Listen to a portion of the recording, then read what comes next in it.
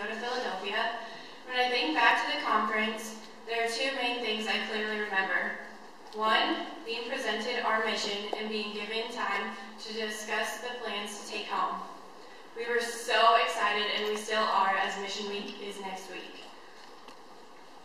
The energy was at an ultimate high after Sister Deirdre revealed our mission, and I hope you guys feel the same way after her presentation today. 2, Sister Deirdre reading a letter ending with, "Take time to be kind." Those 5 words seem so simple. Taking time to be kind is pretty self-explanatory. Treat your neighbor like you want to be treated, except that's kind of difficult considering the world is so big and we are one body, so technically we have to be nice to everyone, right? It started with the first mission, and we've built a school in Cambodia, we've stopped traffic, and we've made it to the 50-50 challenge. Now we're building a school in Sudan. We began the school year with the theme, "Take time to be mercy." This whole idea stemmed from Philadelphia and the woman I have the honor of introducing to you today, Sister Deirdre Mullen. Sister Deirdre served as Director of the Mercy Global Concern at the United Nations for the past 10 years. In 2011, she was appointed Executive Director of Mercy Reaches Mercy, an organization which promotes the education of girls throughout the developing world. She has raised significant funds to build and support schools in Cambodia and to refurbish a hospital in the Philippines. Recently, in 2012, she was named Executive Director of the Partnership for Global Justice at the United Nations. Please allow her to paint a picture in your head of the good we are contributing to, along with the harsh realities that go with it, and give a big, warm welcome to Sister Deirdre Mullen.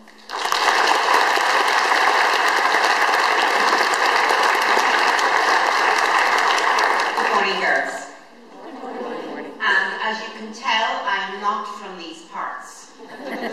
But I think some of you might have Irish roots. Yes? Good.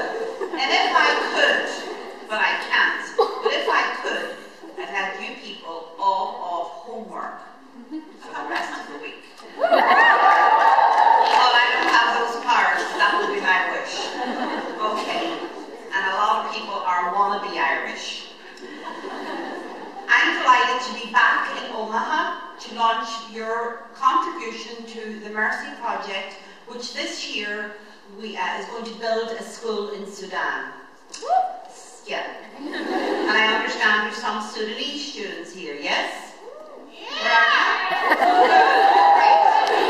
Well, that's particularly poignant in that, you know, here we are in the middle of the United States and we're concentrating our efforts in Sudan, where Sister Kathy Salam works. I'm going to begin my presentation with a story, because sometimes cynics will say, one school? But if you're one of the 300 children who will go to that one school, it sure makes a difference in your life. And since I began this work, with the help of students like you from all over the Mercy world, this is our 15th school. So it's a wonderful opportunity to be part of this project. A cynic is someone who criticizes the good works other people do. You're going to meet them all through your life.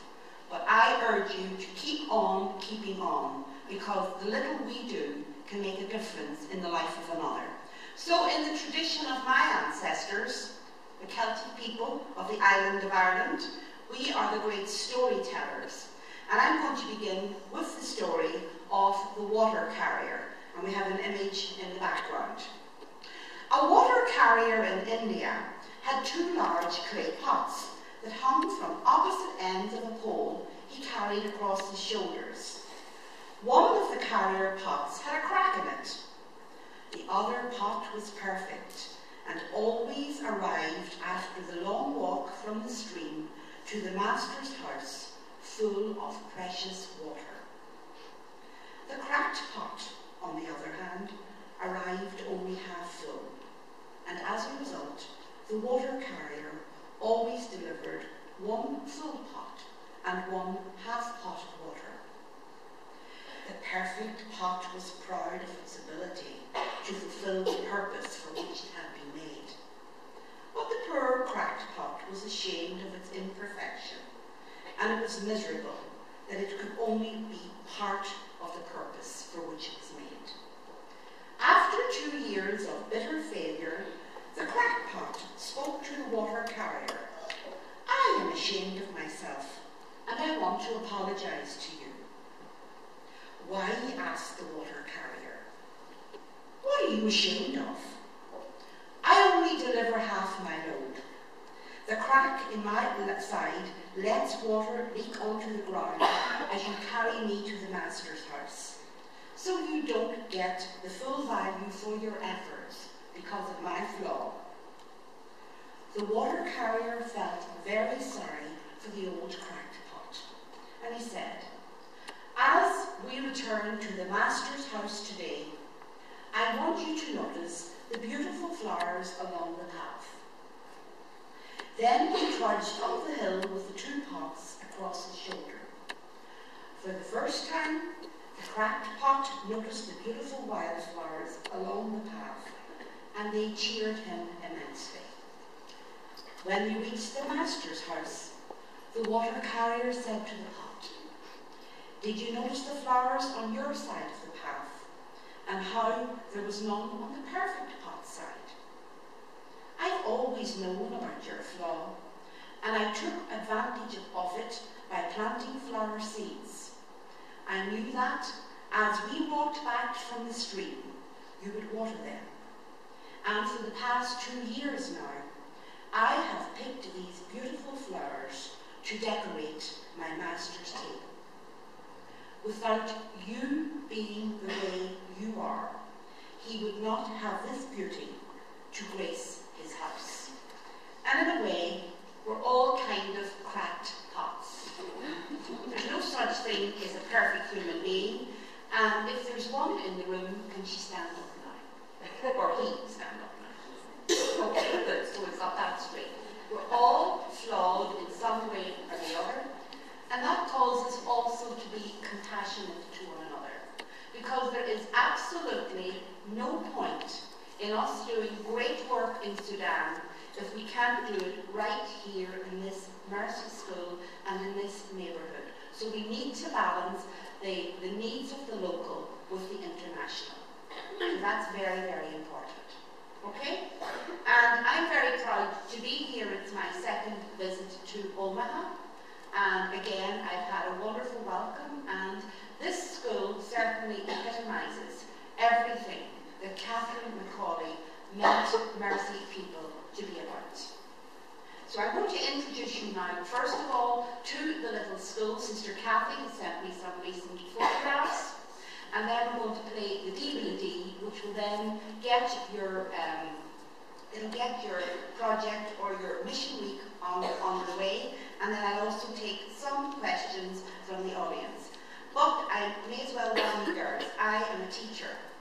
So I'll be limiting the questions to 5, 6 or 7, because I know young people like you would like to stay out of class and will have questions and questions and questions. I also have an obligation to your education.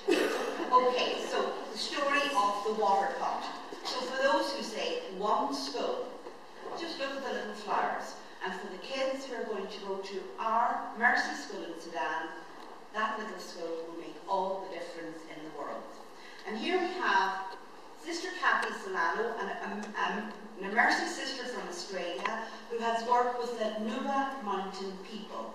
And for the last 2 years, she has been running a teacher education program, and she's getting the teachers ready for when she opens her little school. And this is the beginnings of our new school. Kathy said, Deirdre, are you sure you're going to get this money? And I said, I'm sure. I have the Mercy girls behind me, so we're okay. And you're joined with Mercy students in Ireland and also Australia who are part of this. So we're part of a wonderful enterprise. So that's the beginnings of the new school. Once she knew the money was going to be, and I actually was able to send her first 5,000 to start doing the work, that's the beginning of our school. Many of the girls who attend the Nuba Mountain School collect firework before coming to school. Because in many parts of the world, educating a girl is not considered worthwhile. And actually, the little booklet I have here, and we're going to leave some in the school, this little booklet called What Price a Girl's Life. It was published after the Philadelphia Conference. It is dedicated to Malala, the young Pakistani girl who was shot by the Taliban for daring to suggest that girls also have a right to education. And in, I think it's May, I'm going to have the privilege of presenting her with this little booklet, which is dedicated to her work, and it tells the story of other girls who struggle in different parts of the world to get the kind of education that you take for granted. Now, just can you imagine if some of you would get on a school bus yesterday and gunmen would enter a bus, and maybe your student council who are running the mission week, shooting people because they are advocating education for the girl child. Doesn't even bear thinking about. That's what happened to Malala. The girls here had to collect firewood. That was part of the bargain with their parents. If they want to go to school, they make sure the firewood is collected. So many of them get up at 4 o'clock in the morning, collect the firewood, and then come to school. The school in use so far, which we hope to replace, and I want you to notice where the children are sitting, the ground underneath them. You'll probably see as well a UNICEF bag there, the white bag, and that is the daily rice that's delivered from the World Food Programme every day as part of the food the children, and the children are promised a meal if they come to school. This is the building that we're going to produce or replace, and this is another classroom, and there's no chairs. And I understand as part of your mission week, maybe you're going to be invited to try and manage a day without a chair, to be in solidarity, because often we take a lot for granted. This is Sister Kathy, who works with the Nuba Mountain people, and this is the school assembly hut. The rural area where most of the children are from in the Nuba Mountains, and it's good in geography class actually to look and see where exactly this is. It's also in a zone where there is fighting, because as you know, Sudan was divided, and sometimes rebel forces drop bombs right near the school. Water is a major issue for the people of the Nuba, and here a woman is watering plants from leftover water.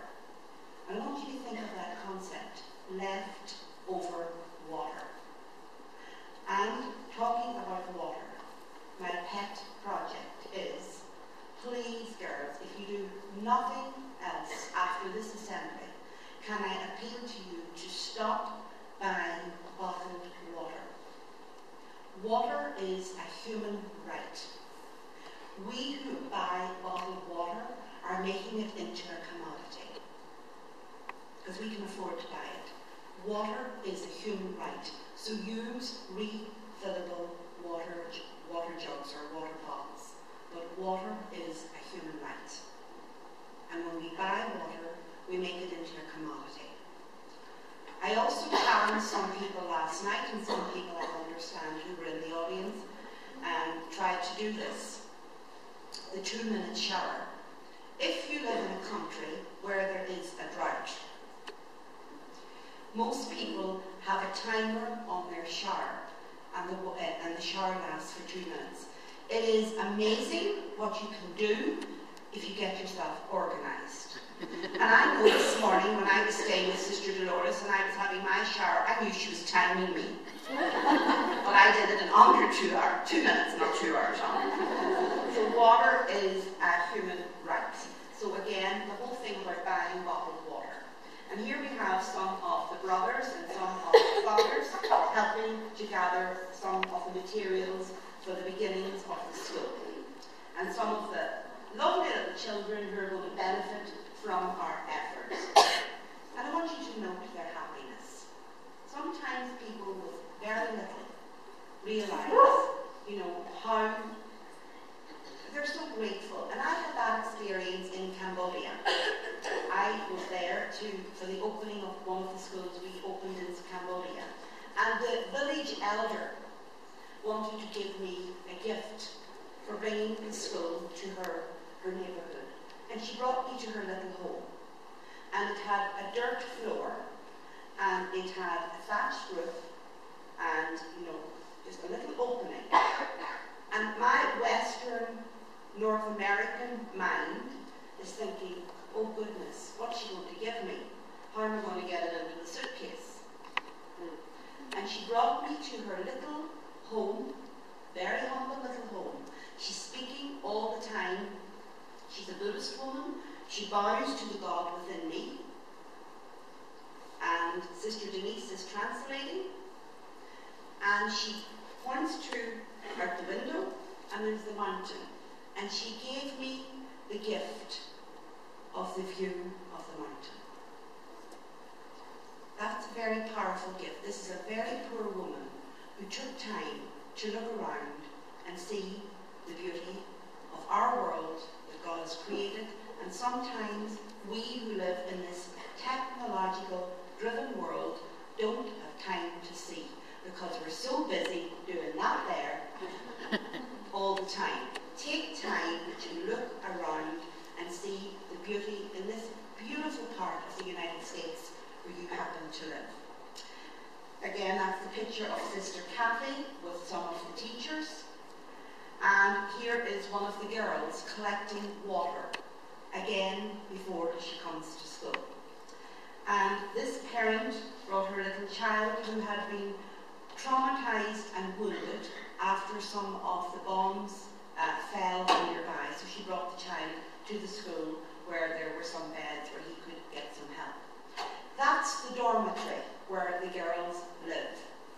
And the other thing about this school is tuition costs about $50 a year. Good deal, isn't it? Maybe you'd like to transfer. But anyhow, this is where, you know, the girls live, and it's just amazing. And I'm going to just show you in a minute what your dollar can do. Again, some of the children. That's the school assembly. Look around this room, how you're all seated, looking at images. That's their school assembly and their uniform. And finally, this slide, just to give you an example of what our dollar can do. A dollar can go very, very far when you're living in a country that has very little. And you know, Sudan is actually an oil-rich country, as some of the nationals here can tell us. But often in rich resource countries, the profits do not filter down. $10 will buy a uniform for a girl going to primary or secondary school. $15 will help provide stationery, the books and pencils for a student. $25 will contribute to the payment of the annual fees of a girl in primary school. $50 will cost share with parents for payment of annual school fees. Cost pay, that means sometimes the parents also then enter into an agreement with the school, maybe to use their donkey to go and gather water. So there's this cost share. $70 will help produce both disposable and recyclable sanitary material, soap and underwear for girls in upper and secondary school. That is a major issue. Often, if girls do not have underwear, when they get their period, they do not come to school. And you know, every month that can add up, and in a year and in 5 years, it can have a major impact on a girl's education. $75 replaces the old foam mattresses and bedding in this school hostel. $100 will supplement with extra protein and fresh vegetables the feeding program. $150 the fees for a female student to sit her final exams. 250 will sponsor a 2-day in-service for local Sudanese school teachers. 500 will add English, science and mathematics to the library in the secondary school, and 1,000 will help the digging and construction of a female-only pit latrine at the primary school. Now those are all doable amounts of money. You agree? You know, they're not thousands upon thousands. And the thing about the toilet, I remember when I was in Cambodia, and I'm talking to Sister Denise, and every so often I see these kids leaving the classroom, and I said, where are they going? She says, oh, they're going outside, you know, to the bushes. And I said, to the bushes? She said, yes, it would cost an extra $1,000, you know, to build toilets for the girls. And I said, we're never building another school unless people have toilets. It's okay for the boys to go over the hedge, not okay for the girls. Okay? So not on any more schools, always make sure we have running water. Okay. So that's just basically giving you a little introduction to our little school in Sudan. And now what I'm going to do is I'm going to introduce you to our project proper, and it's taking time to be kind. And I thank my Amanda up there, who is doing our technological, making sure everything's going okay for me. She's terrific. Okay, I'm going to dim the lights at this stage.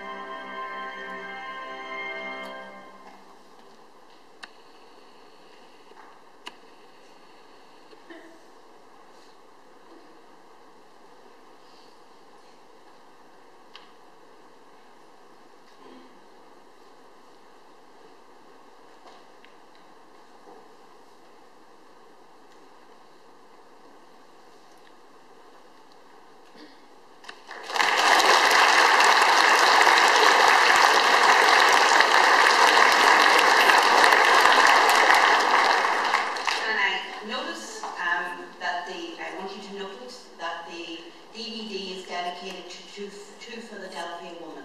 One is my grandmother, who was born in Philadelphia.